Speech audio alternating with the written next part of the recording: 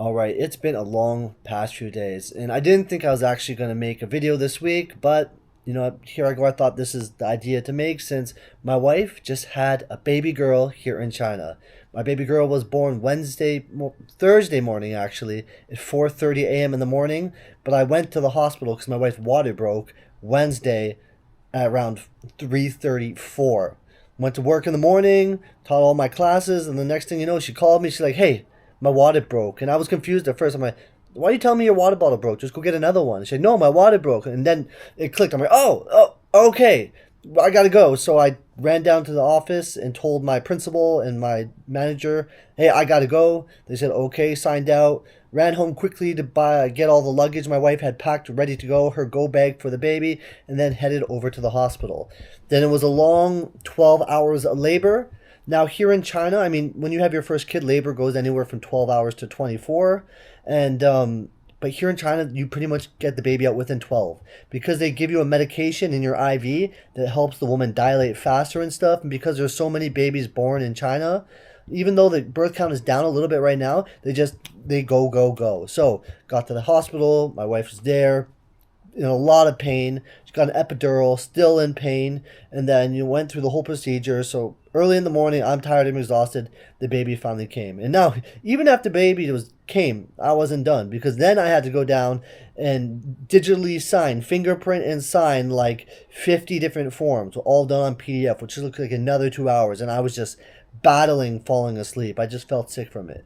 But at the end of the day, baby came. She's beautiful. She's doing okay. My wife's doing okay. And they're going to go to an aftercare baby place either tomorrow or the day after. But I thought I'd talk to you about the cost of everything.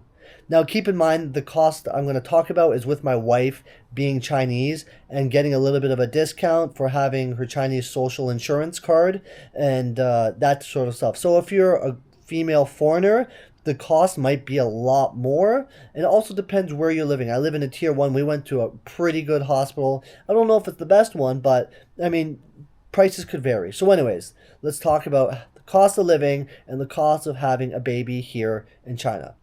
So first cost is going to be the initial deposit for my wife spending time in the hospital and for the baby spending time in the hospital. I had to deposit 10,000 RMB.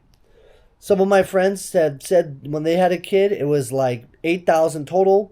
Some of them said it's over, it's 12,000. So there's going to be a cost here and there. You got to get a bunch of, genetic tests, DNA tests, blood tests, just to make sure the baby's doing okay. Then you also got to get a few of the newborn vaccines. So things start to add up. It also depends how many days the baby stays in the hospital and how many days your wife stays in the hospital, or the woman that's having your baby, right? So those are some key factors. So 10,000-ish is what I'm expected to pay, 10,000, 8,000. That's the hospital initial cost. Now we're talking about things like buying diapers. They're a little cheaper here than the West. I think a pack of diapers, I think it was 60 RMB. It might have been 120, but we got a bunch of newborn diapers. We did have a little bit of a baby shower, and friends from back home sent me money over here. Let me show you quickly a few of the other things I think are unnecessary, but my wife said she had to have. So let me go show you a few things. My house is a huge mess. I got my cooking table over here. So first thing is this spinner. This is to spin the baby formula in a bottle. I mean, I thought you could just shake it with a hand. That'd be fine, but nope, can't do that. Next thing is this fridge thing type here. It's a UV light bacteria killer. I thought you could just wash things with hot water and soap. But no, my wife had to have this. We have our washing machine here, but my wife needed a separate small washer and dryer for the baby. She doesn't want to put the baby's clothes with us just because the baby has poop and that type of stuff, and in case we have any germs. Even though they both use soap, she had to buy this own little small one. I don't even know how to open this thing. Let's see. Yeah, okay. Open it up. The last two semi-big ticket items on that list would be the baby bed and the baby stroller. I believe they were both gifted or I paid for it. I kind of lost track on money. And then kids' clothes and stuff. I started buying a bunch of Jordan stuff. The Jordan baby outfit, got the jumper, the hat, and the socks. Already started buying shoes since I love sneakers so much. I got to buy some for my daughter. I'll hold off now on buying a ton until she can walk and actually really use them, but got a couple of those. So just a necessity baby thing. So in total, all of that baby stuff, I think came The washing machine itself was close to 3,000 RMB, and all the others, I'd say I spent around 6,000 RMB on baby stuff and necessities, formula, all that type of stuff. So we have 10,000 for the hospital deposit, 6,000 RMB for the baby necessities and all that stuff, and we still haven't even got to the most expensive thing that is not necessarily either, but it makes my life at work and my life at home a little bit easy, and that is the baby aftercare place. Now, there's a lot of weird Chinese traditions. One of them being that the wife is not supposed to shower or take a bath or anything like that for 40 days after giving birth. Now, my wife is obviously going to wash her hair and shower. But that is one of the things. Also, the wife is not supposed to technically leave the house. She's just to stay locked in for that 40 days as well. Which, once again, to me, that's absurd. In the West, people don't necessarily do that. But anyways, I mentioned the Aftercare place. This place is basically like a fancy hotel with a ton of nurses. So my wife gets to go stay in that for 35, 40 days. I forget how much we paid for. The initial cost was 30,000 RMB. But because we booked it 6 months in advance, they gave us like 4,000 off. So total that was like 26,000 RMB. But I mean, having money paid for in advance, we're just going to call it 30, all right? So yeah, 30,000 RMB for that. She gets to stay there. They give her meals. They feed the baby. They help her breastfeed. They help all the stuff that a newborn mother would need. And she stays in a nice hotel room. Maybe I'll make a video on that aftercare place once she goes there in a week or two, show you guys what that looks like. But for now, we're just looking at the cost of things. So we had 10,000 hospital, 6,000 baby necessities and goods, and then 30,000 for the aftercare place. So far, the total for me is 46,000. I'd say it's actually rounded up. It's closer to 50,000 RMB I spent before this baby isn't even 1 month years old. Because there's something I'm missing. I'm just not remembering right now. Like I said, I'm exhausted. I was up for 27 hours pretty much the night the baby was born. Well, took the next day off, obviously, because I couldn't go to work. I do get maternity leave. Now, okay, Chinese government gives you 15 days consecutive maternity leave. The thing is, you get 4 of those days are going to be weekend days. So in real sense, it's more like 11 days maternity leave. Being a teacher, I can't really just take all those days off. I mean, in Canada or America, I'm sure they get a supply to come in for those days, but they're also, a government school system. My school is a private school. So what they've done is they've given me 5 or 6 days off I can take whenever I want. Doesn't mean to be now, doesn't mean right away, so I've already taken 1.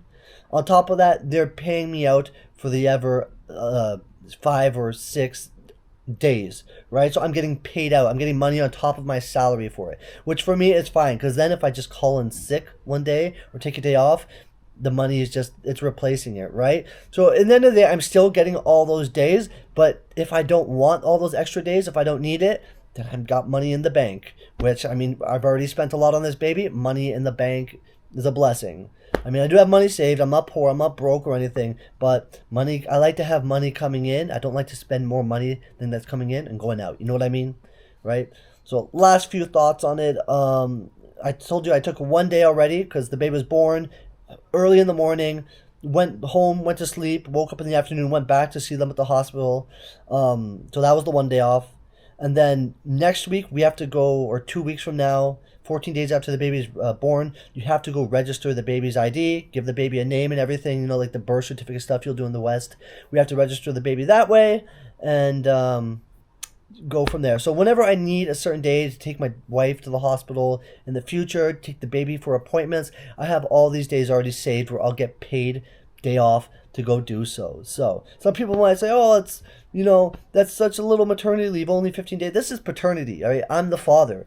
I mean, just until like a few years ago in Canada, the father got like next to nothing. Like, it's always the mom that on maternity leave, but the father, I'm just glad China does stuff for the men like that too, right? Some countries, I'm sure they probably still don't give anything to the men these days, but hey, I don't know about the rest of the world. I just know my own situation. So anyways, that's a little bit of a breakdown. Yeah. Hospital, how was it? It was great. The only downside I didn't like is they do try to rush the women to have the babies. There was about 12 other women having babies at the same time, coming in and out. maybe even more than that. The same time my wife was having a baby. And the nurses at one point, there was like 5 of them, nurses, doctors, I don't know what they were. They're kind of like being mean to my wife. They're like, push harder, like, come on, do this. Like, it wasn't really encouraging. It was more like they were being aggressive, which, I mean, it's just the way, right? They just, maybe for safety or whatnot, I don't know. Half the time I couldn't understand what they're saying. And my wife was in a lot of pain. But yeah, I mean, the doctors could have been a little bit nicer. But at the end of the day, I do trust Chinese doctors just as much as Western doctors when having babies, because they do deliver a lot more babies here than they do over there. Anyways, that's the video for this week. It's pretty simple. I just wanted to sit and talk. I really don't prefer the sit and talk type videos just because I do myself find them a little boring, but I do believe this has been a little bit informative for anyone that's pregnant right now, anyone that's thinking of having a kid, what type of money they can expect to be spending. But really just talk to your wife, see what she wants, because if she doesn't want that baby aftercare, she has family around to come help her, maybe it'll be a lot cheaper for you than it was for me. Who knows? Some Chinese people spend 2 months in that baby aftercare. I've seen baby aftercares anywhere from 50,000 to 100,000 RMB. And I mean, if you're in the sticks somewhere, maybe it's a little bit cheaper than being right in a tier 1 city. There's a ton of different things that could cost. My friend had a baby years ago with his wife. That's over 7-8 years ago. And I believe it was probably closer to 8,000, 8,000 for everything. So prices do change over time. Anyways, guys, next week, I mean, it's getting close to Christmas. I'm going to try to keep busting a video out every single week. I do have some in the bank from my Macau trip. I don't know how successful that one has gone, and some other ones I could put out. But for now, this is the video for this week. We'll see what the next week brings if I do it during the holiday and all that. So anyways, guys, until next time, it's Caldy. Take it easy.